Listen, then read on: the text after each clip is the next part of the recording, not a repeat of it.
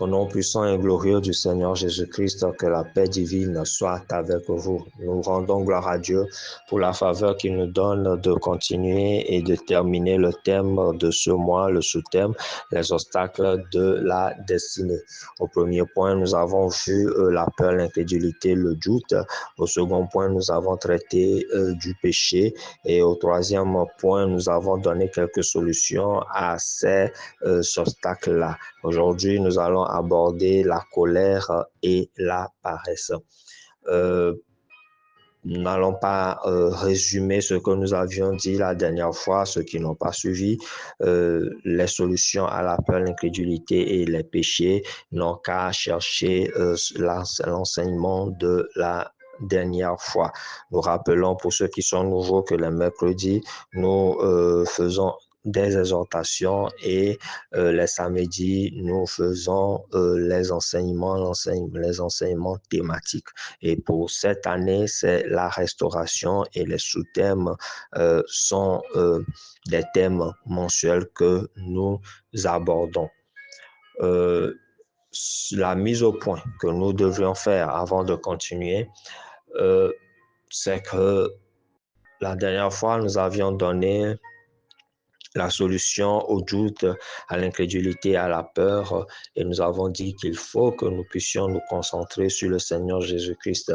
Et nous avons dit aussi que nous devons nous concentrer, nous enraciner sur la parole de Dieu. La parole de Dieu n'est tout simplement que le Seigneur Jésus-Christ, car vous avez lu en Jean 1 que la parole s'est faite chair et Jésus-Christ était ou bien est la parole de Dieu. Donc, que vous vous concentrez sur la parole de Dieu ou bien que vous appelez au secours le Seigneur Jésus-Christ, c'est la même chose.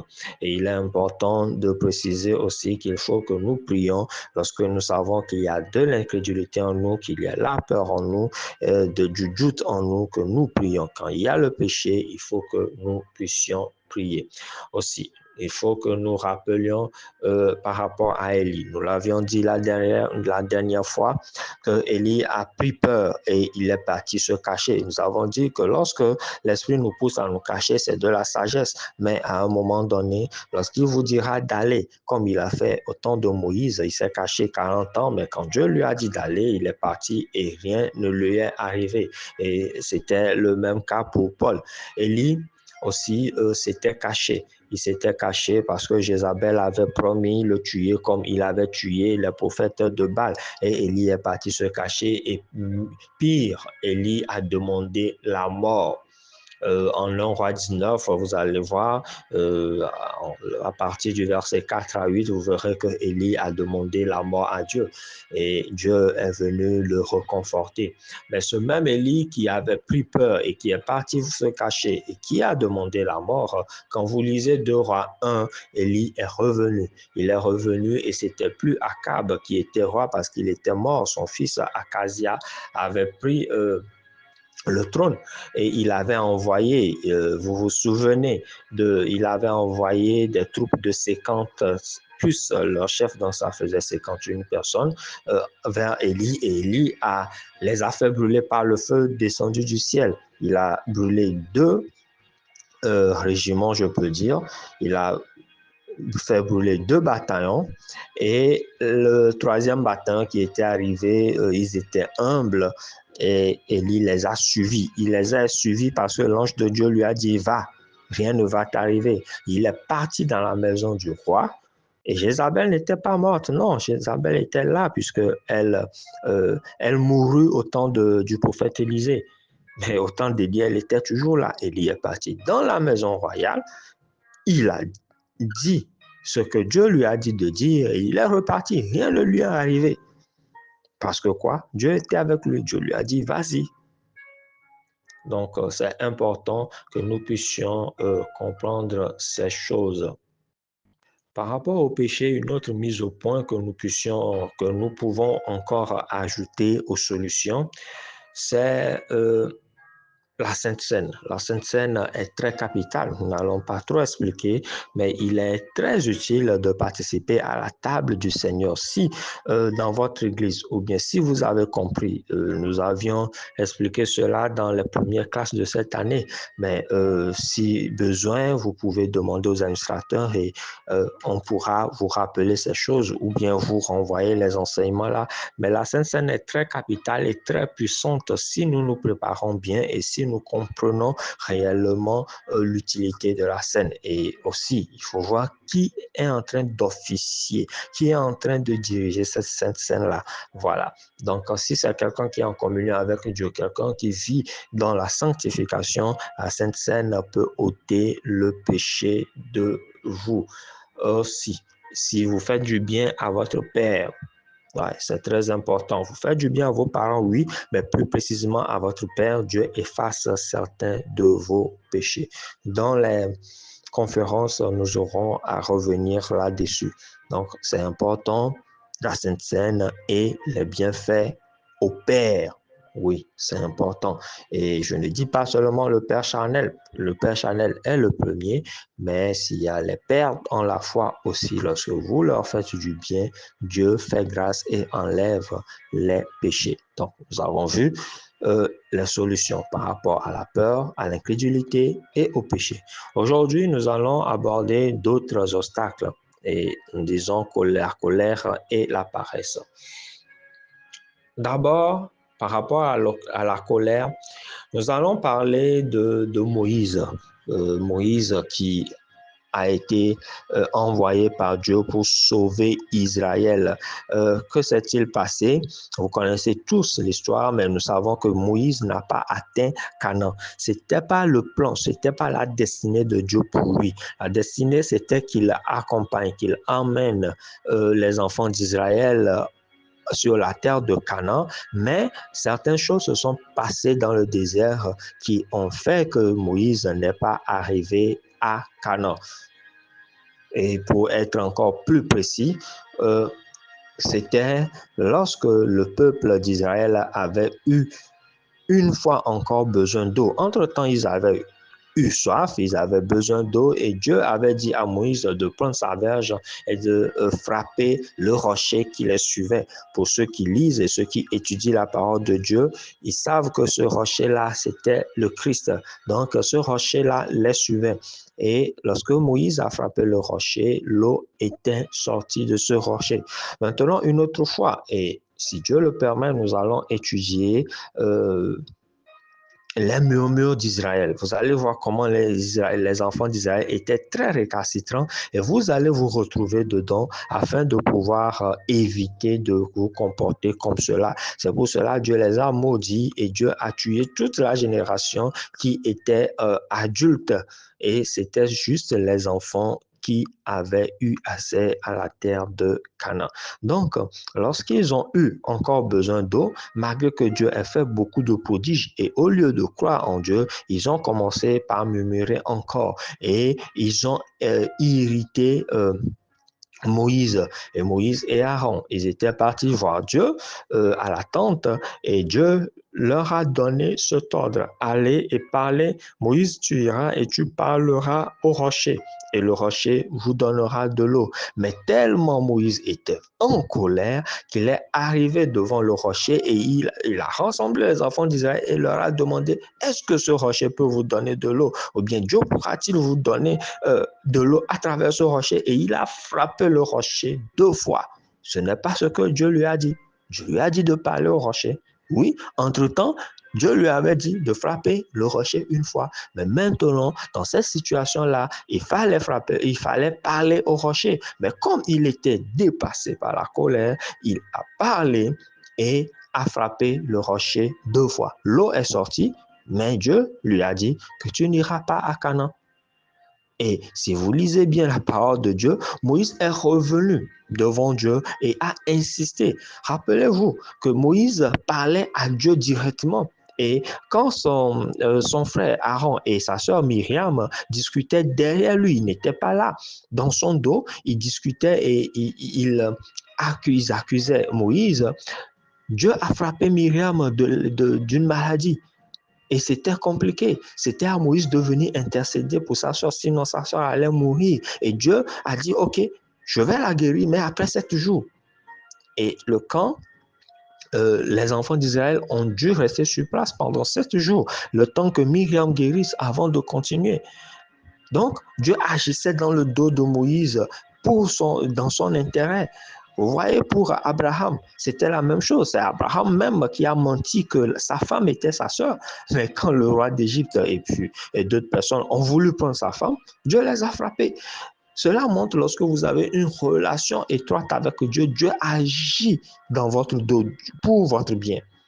Mais maintenant, cette personne-là qui avait une telle grâce de Dieu a fait une erreur. Et Dieu lui a dit, à cause de cela, tu n'iras pas à Canaan. Et Moïse a parlé à Dieu. Il a insisté, il a supplié.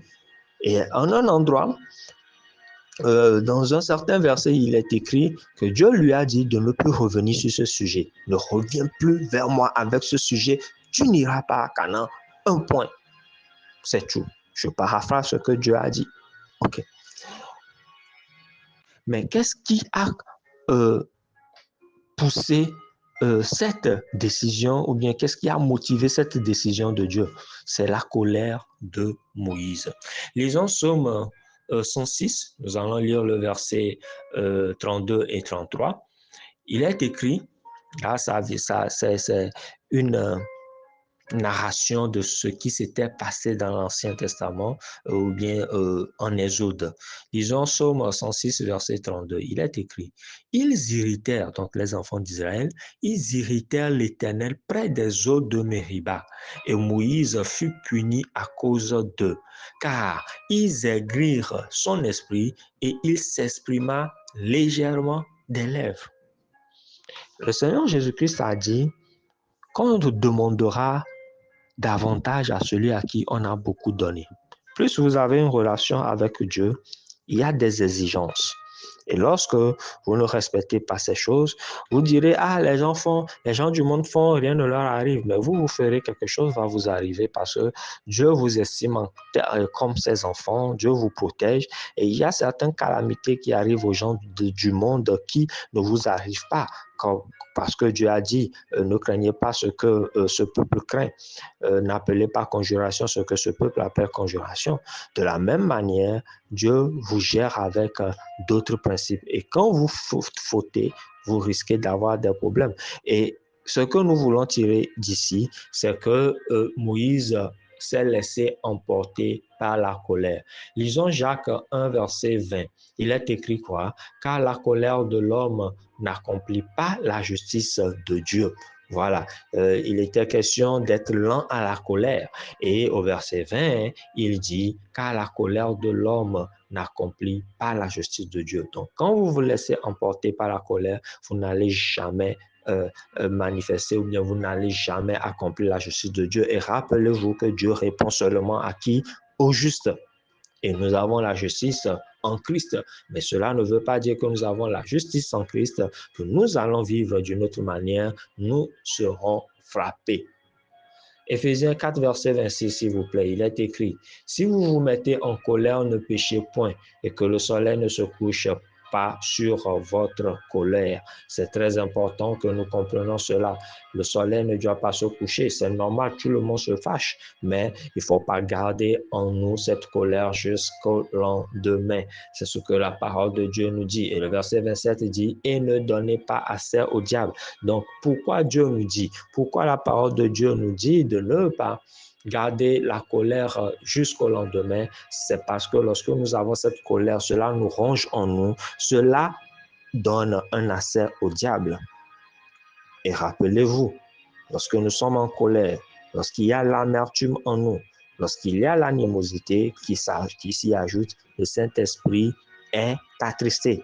Et c'est le Saint-Esprit qui vous protège en réalité, car il est écrit que lorsque le mal ou bien l'ennemi vient vers vous comme un fleuve, le Saint-Esprit le met en fuite.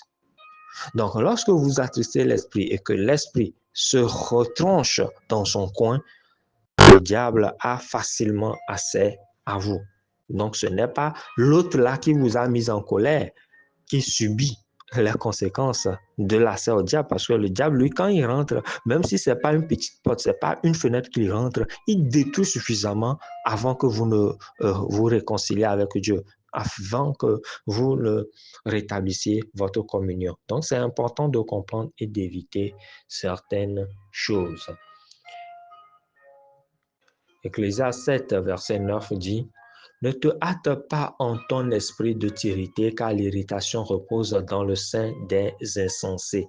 Alors, il est bien dit ici que l'irritation repose dans le sein des insensés. Donc, lorsque je vois que je suis en colère, que la colère veut m'emporter, il faut que je me dise, je ne suis pas un insensé. Je ne veux pas être un insensé. Et quand vous vous dites cela, vous vous rappelez donc de la parole de Dieu et vous n'allez pas faire ce qui ne plaît pas à Dieu. Il est important que vous compreniez, il y a différents niveaux d'irritation. Ce n'est pas toutes les irritations qui sont péchées, mais c'est la colère. L'irritation, la première étape, c'est l'agacement. Il y a quelque chose qui ne vous plaît pas. Ça vous agace juste. Ce n'est pas une colère en tant que telle. Vous voyez, ça, c'est le premier niveau. Il y a un deuxième niveau qui est l'énervement. C'est là où on dit on est fâché. Oui, vous vous fâchez contre la personne et vous êtes énervé contre la personne. C'est un niveau qui dépasse l'agacement. Maintenant, il y a un troisième niveau qu'on appelle la colère. À ce niveau-là, vous êtes dépassé par l'irritation, vous êtes tellement énervé et vous voulez faire du mal. C'est ce que les enfants, les disciples du Seigneur Jésus-Christ avaient voulu faire lorsque ils ont voulu prendre une auberge, un bourg pour le Seigneur Jésus-Christ et ses disciples en Samarie, lorsqu'ils étaient en train d'aller à Jérusalem. Mais comme les Samaritains voyaient qu'ils allaient à Jérusalem, ils ont refusé. Ils ont refusé et deux des disciples du Seigneur Jésus-Christ ont dit, Seigneur, permets-nous que nous appelions le feu pour les brûler. Et le Seigneur leur a dit, de quel esprit vous êtes animés? Voilà, je suis venu pour sauver les âmes et non pour les faire mourir. Donc, lorsque vous avez la colère à un niveau élevé, on a tendance à se venger. Alors que la vengeance appartient à l'Éternel, vous ne pouvez pas prendre la place de Dieu. Nous aurons à expliquer cela, pourquoi il faut pardonner, comment. Quand vous comprenez, c'est très facile de pardonner en fait. Ok, car Dieu s'occupe du reste. Donc, l'Écriture nous dit ici l'irritation. Quand on parle de l'irritation ici, c'est l'irritation excessive, l'irritation à un niveau colère, l'irritation au niveau de la vengeance. Et nous venons de le voir, que la colère de l'homme n'accomplit pas la volonté de Dieu. Matthieu 5, verset 22, s'il vous plaît. Il est écrit, mais moi, je vous dis que quiconque se met en colère contre son frère mérite d'être puni par les juges, que celui qui dira à son frère Raka mérite d'être puni par le Sanhédrin, et que celui qui lui dira insensé mérite d'être puni par le feu de la géhenne. Pour résumer, celui qui insulte donc son frère imbécile, puisque c'est le terme que nous utilisons aujourd'hui, que nous méritions d'être jetés dans le feu de la géhenne, le feu qui ne s'éteint jamais. Donc, c'est le Seigneur Jésus-Christ qui disait cela. Alors, comprenons que lorsque nous nous fâchons, nous ne devons pas pécher. Voilà. Éphésiens 4, verset 26 le dit. Si vous vous mettez en colère, ne péchez point. Que le soleil ne se couche pas sur votre colère. Cela ne veut pas dire que la colère ne viendra pas, ça viendra, mais nous devons faire attention de ne point pécher, parce que quand nous péchons, là, nous serons en faute. Et c'est ce qui est arrivé à Moïse, c'est sa colère qui l'a empêché d'aller à Canaan. Dieu lui a dit, tu verras, mais tu n'y mettras point pied, et il n'y est pas allé. Donc, maintenant, quelle est la solution par rapport à la colère? Il faut d'abord connaître la parole de Dieu, dire que vous n'êtes pas des insensés. C'est ce qui arrive aux pharisiens. Ils étaient tellement irrités par la vérité que Jésus-Christ apportait qu'ils ont décidé de le tuer. Dites-vous que vous n'êtes pas un pharisien. Dites-vous que vous n'êtes pas un insensé. Même si on vient, on vous dit la parole de Dieu, parce que la parole de Dieu, la vérité de Dieu blesse beaucoup. La vérité de Dieu offense certaines personnes. La vérité de Dieu les irrite. Il faut que la personne se dise, je ne suis pas un pharisien et je ne suis pas un insensé. Donc, Père, aide-moi et fais passer cette colère-là. car je te remets toute vengeance. Au nom de Jésus-Christ. Amen. Allons au second point, la paresse. Nous n'allons pas trop détailler, mais nous allons seulement lire la parole de Dieu. Nous allons lire la parole de Dieu à propos de la paresse. Proverbe 26, verset 13, il est écrit, le paresseux dit, il y a un lion sur le chemin, il y a un lion dans les rues. Ça, c'est Proverbe 26, verset 13. Voilà. Ce n'est pas seulement par rapport au travail, le travail champêtre ou bien non. C'est peut-être dans votre vie de prière, dans votre vie d'étude de la parole. C'est aussi dans votre boulot, dans l'accomplissement de votre destinée. Lorsque vous reportez trop, et nous avions fait une exhortation, ne reportez plus. Lorsque vous reportez trop, c'est comme si vous créez à vous-même un problème et vous reportez la manifestation de votre destinée. Mais quand nous reportons, c'est peut-être parce que nous disons, ah, il y a tel problème. On trouve toujours des excuses, on trouve toujours des alibis. Et nous venons de le voir.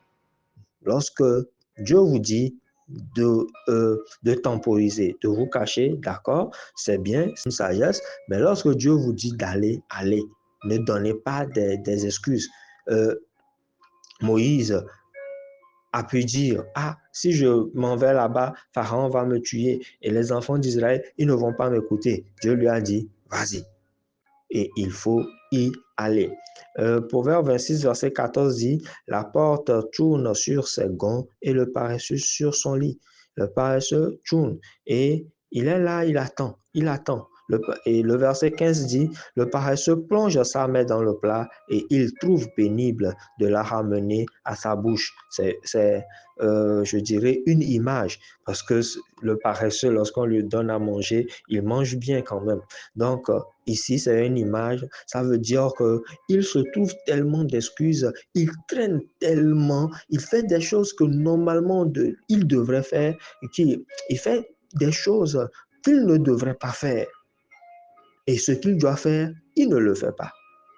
Ces genres de personnes ne plaisent pas à Dieu. Vous-même, voyez, si vous dites à votre enfant, sors et va faire la vaisselle, sors et va faire la lessive, et que après 1 heure, 2 heures de temps, vous venez voir l'enfant et ne faisant pas ce travail, est-ce que ça vous plaît? Non, vous avez envie de le frapper. C'est la même impression, c'est le même sentiment que nous donnons à Dieu lorsqu'il nous dit, lève-toi et marche car ta lumière arrive. Lève-toi et rentre dans ta destinée, et que nous trouvons des excuses parce qu'il y a tel problème, il y a tel problème, et que nous reportons et que nous procrastinons. Cela ne plaît pas à Dieu.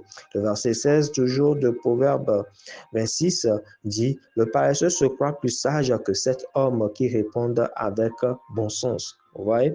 Donc, il se dit non, que c'est lui qui connaît la chose. Certaines personnes disent, ah, tu ne sais pas dans quoi je suis, c'est moi qui connais.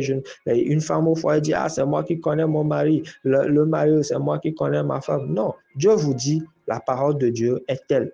Respectez la parole, évoluez avec la parole. Point barre. Il n'y a pas de raisonnement à donner.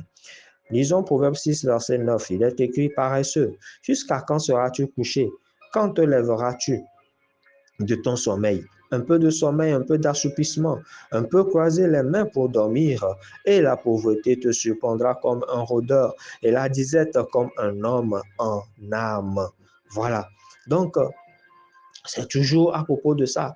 Nous, tous, lorsqu'il nous faut prier, on se réveille la nuit, nous savons qu'il faut que nous prions, nous nous recouchons, n'est-ce pas? Voilà, nous savons que nous devons commencer par servir Dieu dans tel domaine ou tel domaine. Nous savons que voilà, Dieu nous appelle à faire telle chose, à soutenir telle ou telle chose. Et nous nous disons, prochainement, je vais le faire. Le mois prochain, je vais le faire. En fin d'année, je vais le faire. Dieu n'aime pas ça. Et cela constitue un obstacle à la réalisation de votre destinée parce que vous reportez et votre âme reporte. Pour ceux qui ont suivi l'enseignement et l'exhortation là, lorsque vous êtes habitué à reporter, lorsque votre bénédiction viendra, votre âme va reporter la bénédiction. Ce n'est pas Dieu qui le fait, mais c'est vous. Et c'est pour cela que la paresse est un obstacle à la destinée. Lisons Ecclésiaste. Ecclésiaste 11, à partir du verset 4, il est écrit, « Celui qui observe le vent ne sèmera point, et celui qui regarde les nuages ne moissonnera point. Comme tu ne sais pas quel est le chemin du vent, ni comment se forment les eaux dans le ventre de la femme enceinte, tu ne connais pas non plus l'œuvre de Dieu qui fait tout. Dès le matin, sème ta semence, et le soir, ne laisse pas reposer ta main, car tu ne sais point ce qui réussira, ceci ou cela, ou si l'un et l'autre sont également bons. » Toujours dans le même sens. Donc, Dieu dit, l'Écriture dit, alors celui qui observe le vent, je veux que le vent soit favorable. Vous voyez, vous êtes dans un bateau à voile et il faut que vous alliez dans la direction du vent. Et c'est ce qu'on pense. Alors que ce n'est pas le cas, parce que Dieu est le maître de toutes les circonstances. Lorsque Dieu dit c'est bon, marchez, Dieu dit faites ceci, il faut le faire. Mais lorsque vous dites j'entends le temps favorable, j'entends tel, tout ça, c'est des excuses. C'est des excuses et Dieu n'aime pas les excuses. Vous-même, vous n'aimez pas les excuses.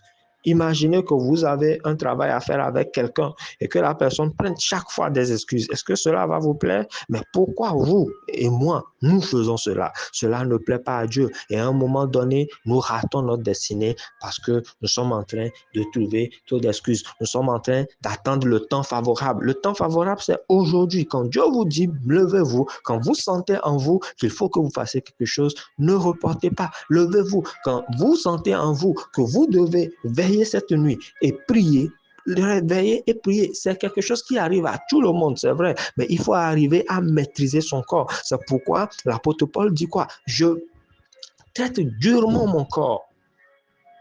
Vous voyez? Donc, c'est important que nous puissions imposer un rythme à notre corps, car la chair est faible. C'est l'esprit qui est bien disposé, a dit Jésus, mais la chair est faible. Et nous devons contrôler notre chair. Nous devons lui imposer des règles, sans quoi il ne fera que dormir. Il ne fera que reporter. Et vous, si elle ne fait que reporter, c'est nous qui récoltons les mauvaises conséquences. Donc, on nous dit ici, dès le matin, il faut que nous fassions ce qu'il faut faire. Le soir, ne laissons pas reposer notre main. Pourquoi? Parce que nous ne savons pas ce qui va marcher. Nous espérons que ça marche, mais nous ne savons pas réellement si ça va marcher. Il est écrit que l'homme fait des projets, mais c'est la volonté de l'Éternel qui s'accomplit. J'ai dit que je ne vais pas faire trop de commentaires sur la paresse parce qu'il y aura un chapitre qui sera dédié à l'esprit de paresse. Comment corriger tout cela? Il faut que nous puissions y arriver. Mais pour l'heure, comprenons que lorsque nous faisons la paresse, cela aussi est un grand obstacle à notre destinée. Joignez-vous à moi pour une courte prière. Mon Père et mon Dieu, vous qui êtes le créateur des cieux et de la terre, vous qui avez la clé de l'univers, par notre bien-aimé Jésus, le Seigneur qui reçoit toujours ce qu'il vous demande. Par lui, nous venons vers vous. Et nous vous demandons, Père, d'agir dans la vie de tout un chacun de nous, de cette personne qui est en train de suivre cet enseignement. Nous prions pour nos cœurs, afin que vous disposiez nos cœurs pour vous être dociles. Car il est écrit, si vous avez la bonne volonté, si vous êtes docile, vous mangerez les meilleurs produits de ce pays. Nous voulons manger les meilleurs produits dans cette vie. Nous voulons manger les meilleurs produits dans les domaines de notre vie. C'est pour cela, nous demandons d'abord pardon de ce que nous avons cédé à certains obstacles qui sont entrés dans nos vies par rapport à notre destinée. Nous avons cédé à la peur, à l'incrédulité, au péché, à la paresse et à la colère. Et nous demandons maintenant que Père, vous nous pardonnez et que le sang du Seigneur Jésus-Christ nous purifie de tout cela. Nous déclarons au nom de Jésus-Christ, selon qu'il est écrit que tout arbre qu'obstacle n'a pas planté, mon Père, sera déraciné. Nous déclarons que ces obstacles sont déracinés de nos vies au nom de Jésus-Christ. Nous les déracinons jusque dans leur dernier retranchement, afin que cela puisse sortir de notre vie au nom de Jésus. Mais si cela a une origine spirituelle, nous déclarons et nous ordonnons maintenant dans l'autorité du Seigneur Jésus-Christ que tout esprit qui se cache derrière la peur, derrière l'incrédulité, derrière le péché, derrière la colère, qui ne cesse d'agir et nous enfoncer, et derrière la paresse, nous déclarons et nous ordonnons à ces esprits de bouger, de disparaître de nos vies au nom de Jésus-Christ. Mon Père et mon Dieu, vous qui restaurez, merci de ce que vous nous restaurez complètement. Merci de ce que vous agissez dans nos vies. Merci de ce que vous nous mettez sur le pied comme des hommes dirigeants, des gens ayant la foi comme la foi d'Abraham, espérant contre toute espérance, des gens sanctifiés qui ne se laissent pas toucher, influencés par le péché, afin que nous puissions être dignes et venir vers vous en assurance en Christ que tout ce que nous vous demandons, vous nous l'accordez. Merci infiniment de ce que, Papa, tu connais le cœur de chacun de nous. Merci de ce que vous nous guérissez et vous nous bénissez. Merci de ce que vous nous élevez et vous faites de nous des piliers, des colonnes dans le royaume des cieux sur cette terre. Que votre nom soit béni aujourd'hui et à toujours pour tous les bienfaits que vous faites pour nous. Au nom de Jésus-Christ, notre Seigneur et Sauveur. Amen. Amen. Bien-aimé, que Dieu te bénisse. À la prochaine. Appelle-moi sagesse.